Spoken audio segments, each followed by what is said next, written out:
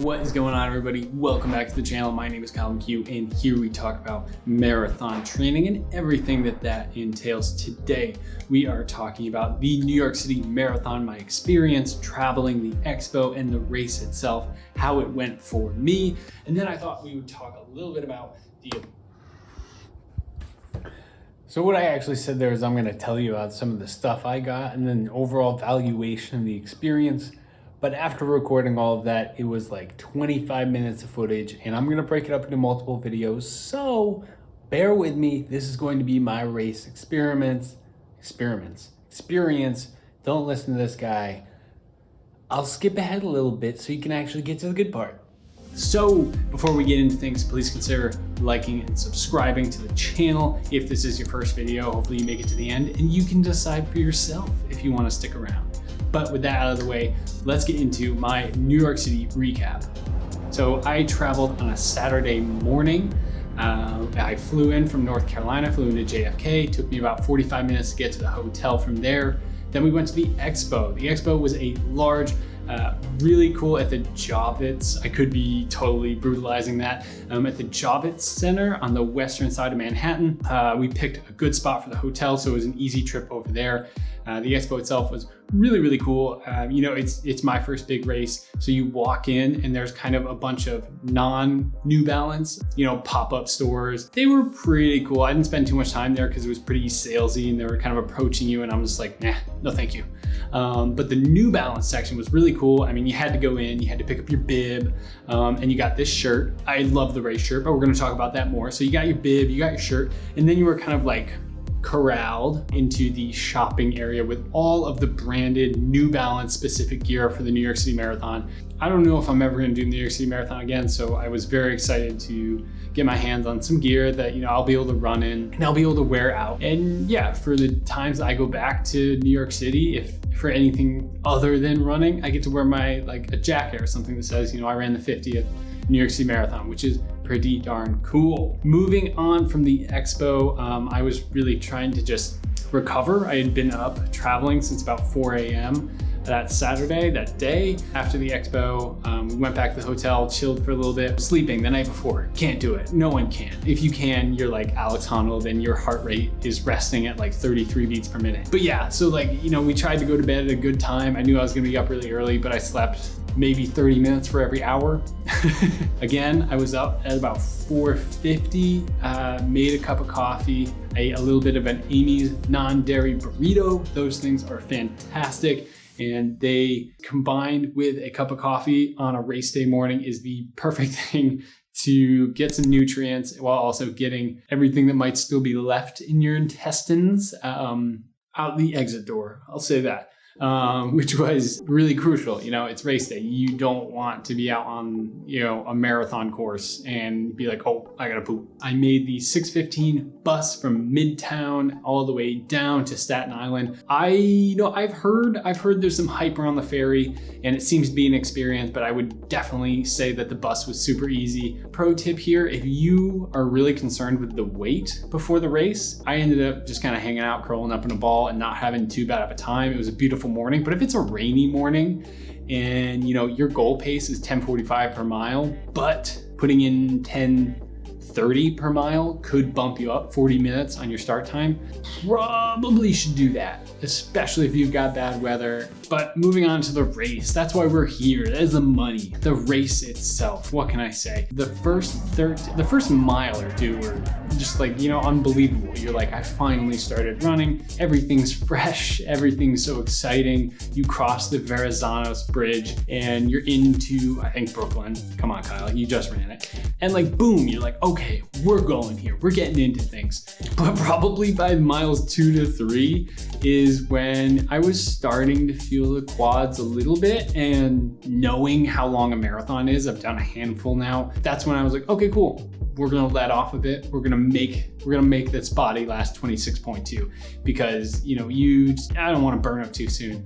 But I gotta say, between miles like 3 and 13, both quads, so it wasn't even the one that I've had injured for about a year, both quads just really started getting close to cramping. You know the feeling. It's like, it's not all the way, and they're just basically sending you those messages of like, hey, we're not we're not gonna be good all day, which is cool, which is what we signed up for. But I really gotta say that between miles 2 and 13, 14, 15, I really went into like what I just kept saying in my head, the pain cave. As things were unraveling, I have to say that I made a calculated risk with my nutrition, and I started to, when I got the first gel station around mile 13, I took 4 gels from them and I put 2 of them down right there. I was basically like, I'm gonna get stuff into my system so that maybe in like 40 minutes, my quads are gonna start being happy again, or my stomach and everybody is just gonna revolt and we're gonna have an issue at the Porter Johns, hopefully, if we make it there. Put 2 Gatorade cups down and the water cup, and then I started taking a gel like every probably 2 miles. I'm not gonna lie, I took a lot of gels. I probably took 10 gels over like 26 miles, which is aggressive. We had to go for it. And so like, this is about the point when I catch up to my sister. This is like mile 16 to 17. I'm really excited to see her, but like, I honestly, like, as I was like jogging away from her, I was just like, I'm in the pain cave.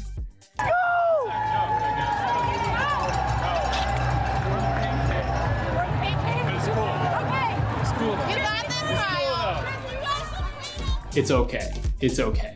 I'm just telling you, like, things are not going as planned, and it's okay. We're gonna keep going. That's all I really said. So I jog away, and that's actually right after that, I think, like, I hear my name being called from the other side, and I'm like, no one else knows me in New York City. Like, I have no idea who could be calling my name. And it's actually Mike Coe, I guess, who runs the Kafuzi channel. And he actually got some footage of me, which was really, really cool. Tried to make it seem like I was like totally put together. But yeah, things, basically both my quads were screaming, but it was, I was incredibly kind, for him to shoot a little bit of footage and kind of hype me up, tell me I look great. Definitely helped the psyche a little bit. But so honestly, from there, from 17 to probably about 25, I just spent a lot of time thinking about being in the pain cave, everything hurts, and turning that idea into an absolute, like, there's no negative that can come from it, in the sense of the further you go in the pain cave, the more this hurts, the more you're learning how hard you can push while still being in pain. I was like, well, if it gets more painful, that's better, because I'm gonna learn more about myself. And if it goes away and I start to feel better, that's great too. So yeah, honestly, I just kept thinking, like, I kept turning that phrase in my head, like, I'm in the pain cave. Let's see how far we can go. It can't get any worse. It can only get better. So that's just kind of how I started thinking about it. And honestly, looking back at my splits, from 16 to 17, I just started picking it up a bit. Sure, I had some slower ones in there where I think I peed. I actually peed 4 times throughout this. So that's also something I need to like fix for future marathons. But I just kept building on that. And honestly, 25 to 26.2, the fastest I ran in the whole thing. I recorded 26.8 total. So maybe my watch isn't just as accurate as, the more modern ones. But according to Strava, my last 0.8 was at an 8-minute mile pace. So for someone who ran averaged probably like 11:30s throughout, the 25 and a half miles, my last mile was, maybe like an 8:30, which was like unbelievable. Cause to quote David Goggins here, and I was thinking this too, cause that's like where the pain cave came in. I was thinking basically like, how many souls can I take right now? Cause these people are burned up. I passed probably 200 people walking, and I was just cruising past people, going into Central Park.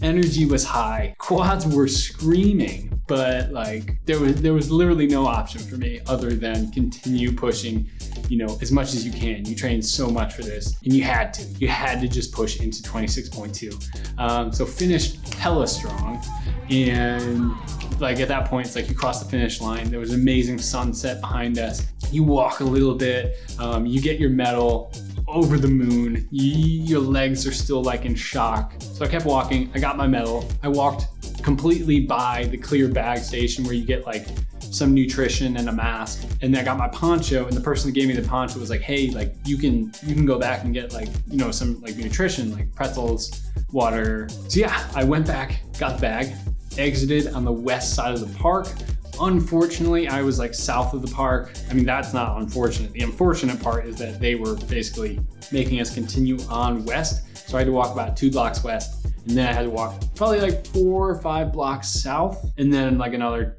2-3 blocks east again. It was like a 20-minute walk. So I probably walked about a mile after running 26.2, but that's what you signed up for. That's part of it, right? And then, I got back to the hotel. I crushed 2 plant-based protein shakes that were like amazing. I was very happy that I still had an appetite. That's huge when you run, a long race like that. You really don't know how you're going to feel at the end. But that is the race portion of it. If you have any more questions about what went down during the race, just throw a comment down there. But we can move into some of the stuff I got. Okay, so like I said at the beginning, that's going to be it for here. That's it for this video. But in the next video, I'm going to be walking you through some of the really cool gear that I got at the Expo / you get for just showing up and doing the marathon, and then a little evaluation of, the overall experience of doing one of the largest marathons in the world. Stay tuned. It's coming in the next video. Promise. Enjoy your runs. Stay safe. I'll see you in the next video. That's actually it.